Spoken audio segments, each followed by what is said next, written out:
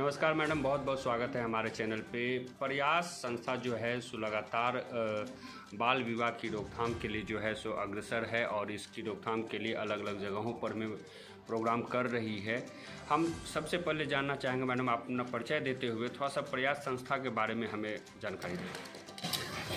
नमस्ते, मेरा नाम अमरीन फातिमा है। मैं पिछले 1.5 साल से प्रयास संस्था से जुड़ी हुई हूँ।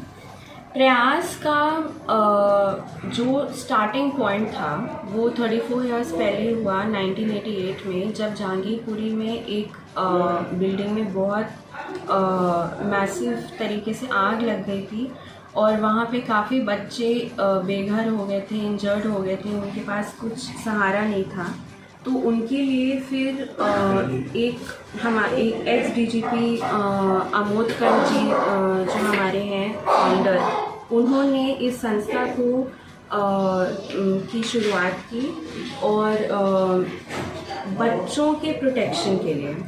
और उसके बाद से ओवर द इयर्स हमने बहुत सारे मुद्दों पे काम किया, सच एज बाल श्रम, बाल तस्करी, और अभी रिसेंटली हमने बाल विवाह का भी मुद्दा उठाया है और इस पे हम लोग पिछले 1 साल से काम कर रहे हैं।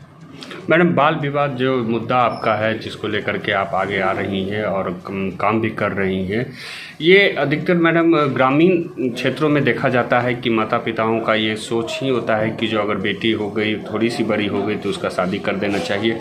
क्या कुछ कहना चाहिएगा वैसे गार्जियन और पेरेंट्स को हमारे माध्यम से?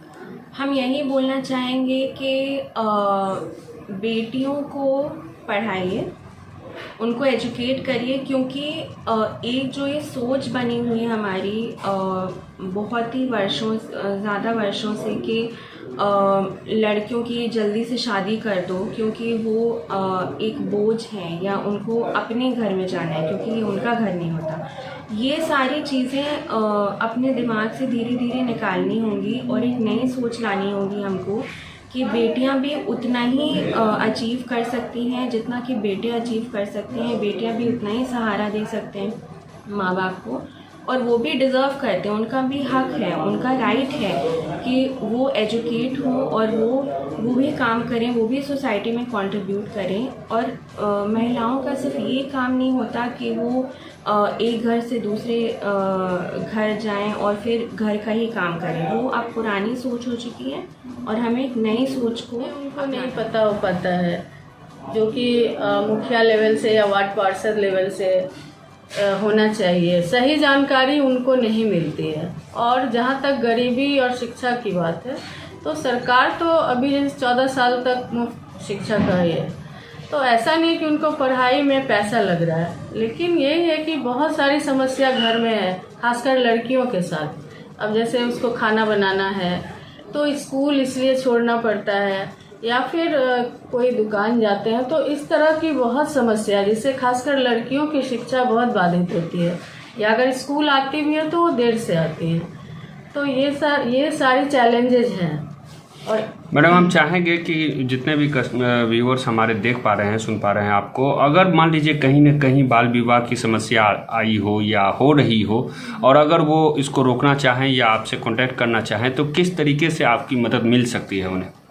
सर, हमारा एक हेल्पलाइन नंबर है, उस पर वो हम जब कम्युनिटी में जाते हैं तो उनको वो जानकारी देते हैं। स्कूल्स में हमारी टीम जा रही है, हम लोग ब्लॉक लेवल पे काम कर रहे हैं, यहाँ के 9 ब्लॉक में हम लोग काम कर रहे हैं। हमारे CSW हैं वहाँ पे, वो एक CSW के पास 15 गांव है और वहाँ पे सारे स्कूल्स में, कम्युनिटी में तो जाके आंगनवाड़ी से मिलते हैं, जीविका दीदी लोग से मिलके, जो मतलब ग्रास रूट एकदम जो महिलाओं के बीच में कम्युनिटी वर्कर हैं, उनके साथ हमारा टाई अप है और उनको हमने अपना नंबर दिया हुआ है, हेल्पलाइन नंबर।